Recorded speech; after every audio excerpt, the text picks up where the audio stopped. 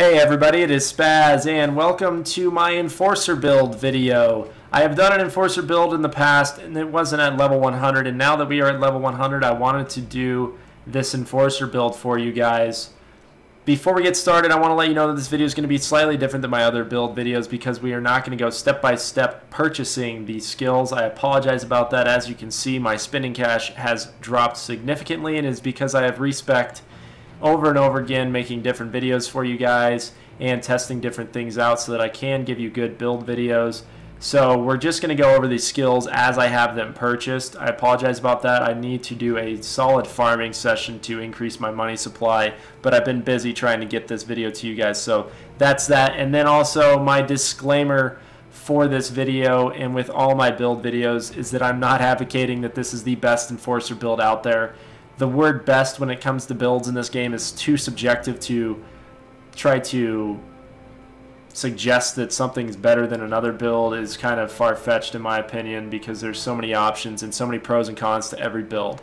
So with that being said, the focus of this build though has been requested by some of you out there. You wanted a damage focused build, and that is what my focus was on this build. So your role while you're using this build is to constantly be right in front of the enemy, constantly engaging them before you get pinned down, being the person that's putting out damage. That is going to be your only role, and unfortunately, if you want something else, this build's not going to help you out, because we did not even look at drills in the technician tree, didn't look at C4, and I didn't even purchase a saw. So with that being said, if you walk into a lobby, let people know that you are going to be the guy, the Johnny on the spot for taking down enemies. That's the focus of this build, so let's go ahead and take a look at it. Obviously, we had to buy the ammo bag to get the first tier unlocked, and then from there I aced out Transporter. You guys know how much I love the Transporter skill and hate playing without it. We can carry bags faster and throw them further.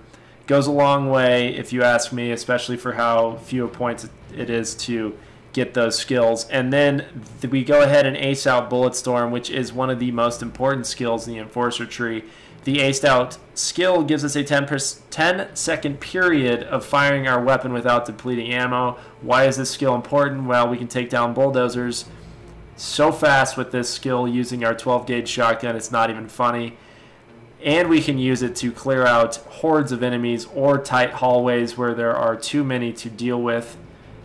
You know, taking into consideration reload and things like that, we can just throw down an ammo bag and get rid of them really quick. Then from there, let's ace out Oppressor, giving us a basic of 25% increase to suppression and then a 75% increase to suppression. Then I aced out Die Hard so that we can... The basic's not that important. It gives us the ability to use our primary weapon and bleed out, but I like the aced out part that gives us a 15% increase to... or 15% decrease to the time it takes for our armor to regenerate. I ace out the Underdog, giving us a basic of 15% increase to damage for 7 seconds, and then the aced out gives us a 15% decrease to damage taken for 7 seconds. That's kind of important if you are going to play as aggressive as I do. A lot of times you'll find yourself surrounded by more than 3 enemies, and those two skills actually really do kick in.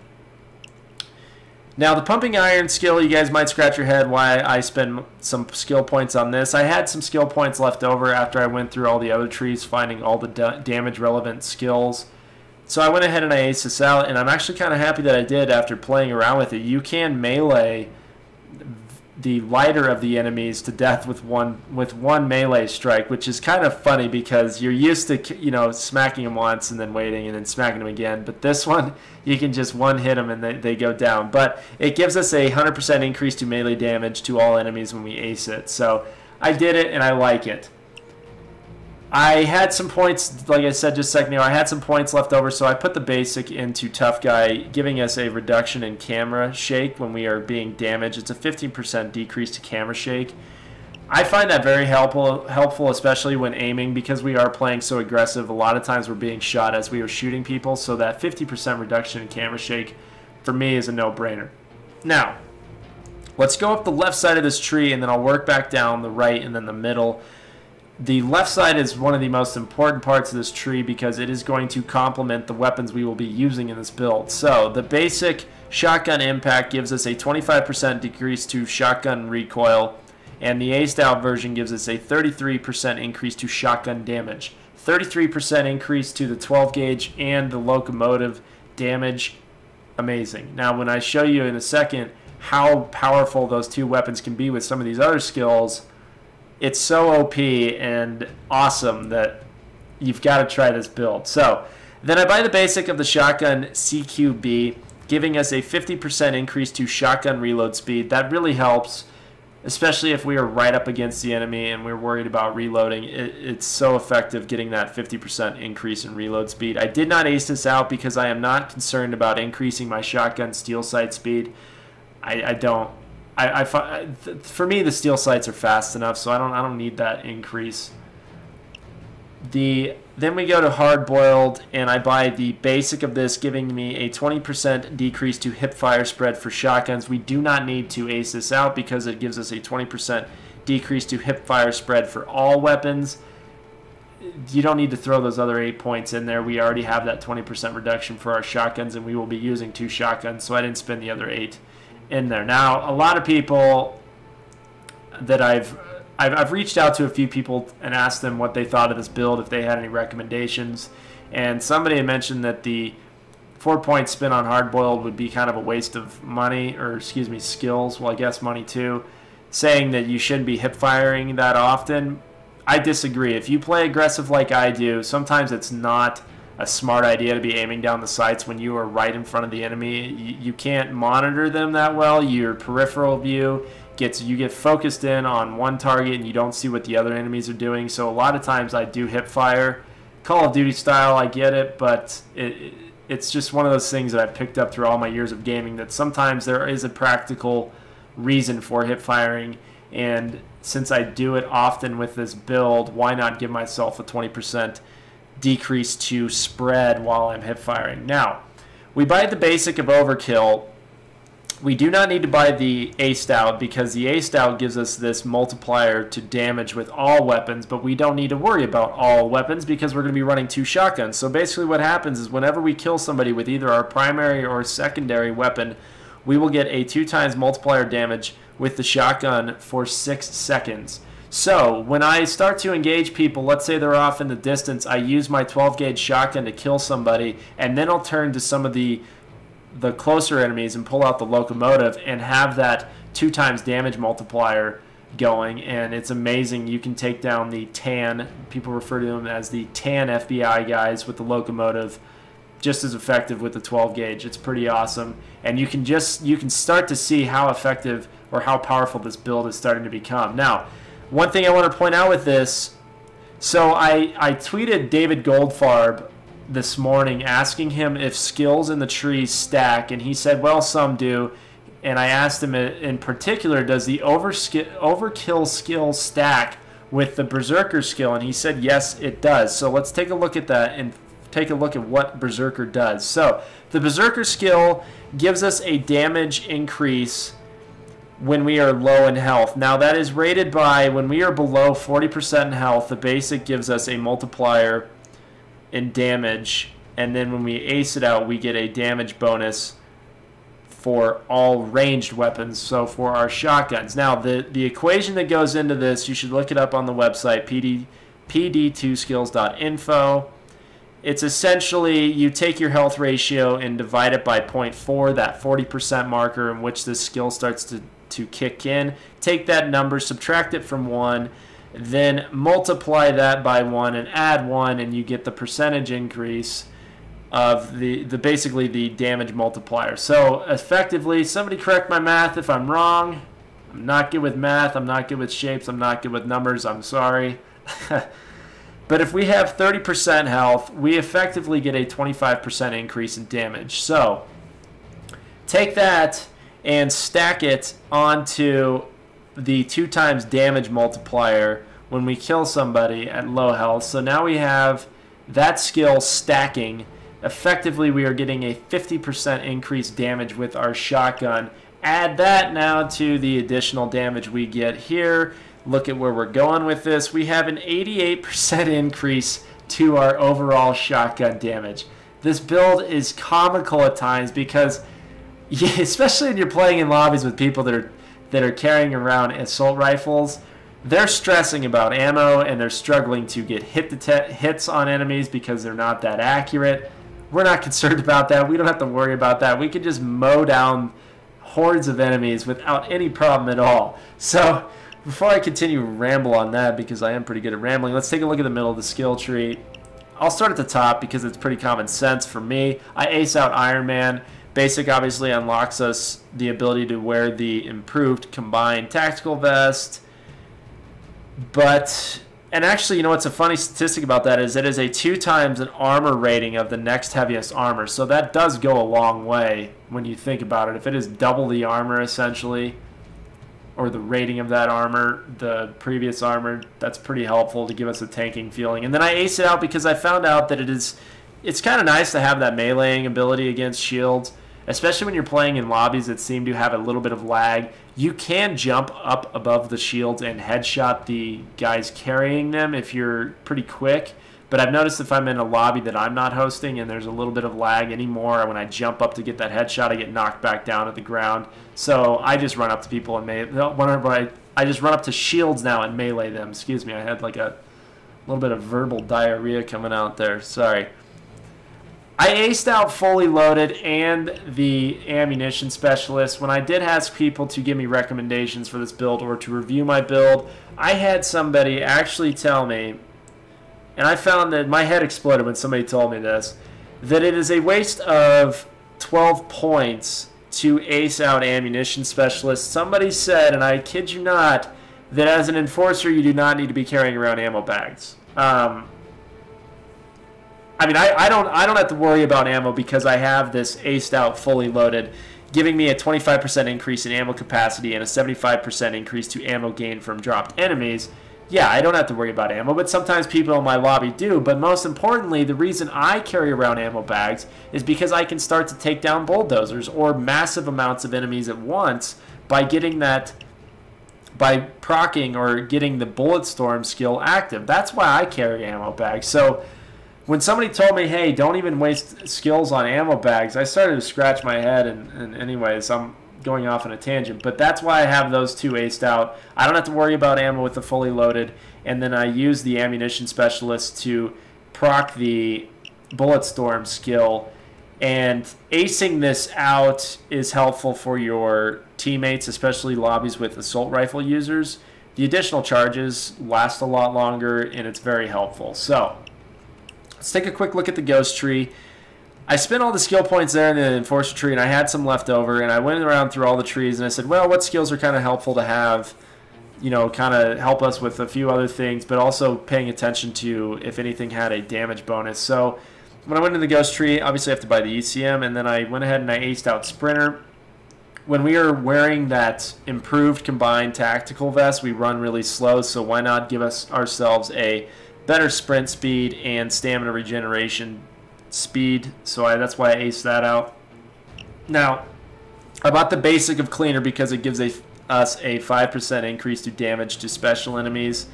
Not that much, but when you start to add up how many shots it takes to take down a bulldozer, well, that 5% actually does add up after a while. And we're looking for the most damage for this build as stated in the intro to this video. And then I ace out Fast Hands because I don't like standing over a bag and you start to pick it up and then somebody else in the lobby who has Fast Hands picks it up and then you just wasted all that time. So then you go to the next bag and then, well, somebody else in the lobby has it. I love Fast Hands and I love the transporter skill, so that's why I spent the money there. Then the Technician tree, my only concern in this tree was to get to the Sharpshooter skill as described in my other video. The 50% decrease in weapon spread is one of the most important skills in the game as far as accuracy is concerned, and we are using shotguns, so reducing our spread by 50%, pretty important. So in order to get to that skill point, we had to ace out Nerves of Steel. The basic gives us it's kind of nice, the 50% decrease to damage while interacting with things, and then I aced it out just because I had to spend those 4 points to get to Sharpshooter, and we can use our Steel Sight while in Bleed Out. Not important. We should not be going down with this Enforcer build build ever. We should not be going down. That's my opinion, at least. Sometimes you will, though, but in general, our whole focus is to not go down and constantly be the one making everybody else go down. So now let's go and take a look at the mastermind tree real quick. Let's see here. I had some points left over, obviously. Actually, I needed to spend... Let me just go this route. So I aced out our endurance so that we get a increase in stamina. We're using the heaviest armor, so the stamina really does help us. It's a 100% increase to stamina with basic, and then a 50% increase to stamina for us and our crew when we ace it out. And then I aced out leadership, giving us a 75% decrease to recoil for pistols, not applicable to us, but the 50% decrease to recoil for all weapons. Now, 50% decrease to recoil, pretty helpful when we're using our locomotive. When we're using our 12 gauge, you're usually kind of picking your shots, so the recoil reduction isn't that important. But when we use the locomotive to clear out sections of a map, pretty helpful. Then I aced out Smooth Talker. People are going to scratch their heads. Why'd you even bother? Well, now we don't even need to worry about pagers. We're going to be the damage enforcers. We don't have to worry about that. But when we ace it out, we get a 15% increase to damage to marked special enemies. So I thought that this was important to kind of have, so that when we start to take down bulldozers, we can spot them out, throw down our ammo bags, and we get the 15% increase in damage because we spotted them out. So since this is a damage-focused build, I went ahead and did that. Let me take a look at some of the tier bonuses that are applicable and nice, helpful to us. The second tier in the Mastermind gives us a 15% increase to stamina. The third tier is not applicable to us. Then the Enforcer tree, we get some pretty cool stuff as far as tier bonuses. Tier 1, a 10% increase to suppression. We already have a ton of suppression, so why not add more to it? Second tier is nice. We get a 10% increase to health, giving us a little bit more of a tanking ability. Third tier is another 20% increase to suppression. Fourth tier is a 20% increase to health. You can see how we're starting to get a little bit tankier. Then the fifth tier, why am I always behind in a tier when I say this stuff? Anyways, the fifth tier gives us a 5% increase to damage, and then our final tier gives us a 40% increase to health. Technician doesn't really give us too much at all as far as tier bonuses. 1% decrease to crafting costs, and then a 5% decrease to recoil. We have a lot of recoil reduction going on, so let's add another 5% into that mix. Then with the Ghost, 5% increase to bullet dodge chance, and a 20% decrease to weapon swap time. Kind of nice, but overall you can see just how powerful this build is really going to be. And if you haven't checked it out yet, check out the video where I soloed the Bank Heist Cash mission by myself without any AI. It was on Overkill too, and just watch how effective and powerful this build can really be. I mean, I think I took down over 160 enemies in that round, and then an additional 40 enemies during the escape portion of the mission. Now let's take a look at our inventory, what we're running here. Primary, we use the 12 gauge shotgun, and secondary, I use the locomotive. Do not equip any of the attachments for the 12 gauge shotgun. You're just basically going to take something and ruin it. The locomotive is a pretty awesome shotgun. Now, the reason why I'm using shotguns for both weapon slots is basically because of this overkill skill. When I kill something, I don't want to have to worry about switching to, or worry that the damage bonus isn't going to apply to something, or that the damage bonus isn't going to be procced or started. So that's why I went ahead and I did the 12 gauge and the locomotive. Not only because of this skill, but because we have so much damage going on with our shotguns that we need two shotguns, and you don't have to worry about range with the 12 gauge. You can take things down with range, and then the locomotive fires very fast with this build and is very powerful. That is what you use primarily when you're close range with enemies. Make sure you use the 12 gauge from distance, and use the 12 gauge to take down the bulldozers that we mark. So that's my build in a nutshell, guys. I hope you enjoy it. Please test it out. If you see anything that you would like changed, or any recommendations or alterations, let me know. Once again, this build was strictly designed for damage. It is not designed for a technical aspect of the game. We are not worried about drills. We're not worried about C4 or anything. So this is a damaged a damage-focused build. I will be doing other Enforcer builds that give us skills such as the Drill, C4, and Saw. I will do that later, but I wanted to give people out there this damage-focused build first. Now, taking a look at the video that I will link at the end of this video showing how this build's used. It is the Bank Heist solo run where I go in loud and leave loud. So check it out. Hope you guys enjoyed this video. Please remember to comment, rate, and subscribe, and we will catch you in some more build videos. Talk to you guys later. Kelka.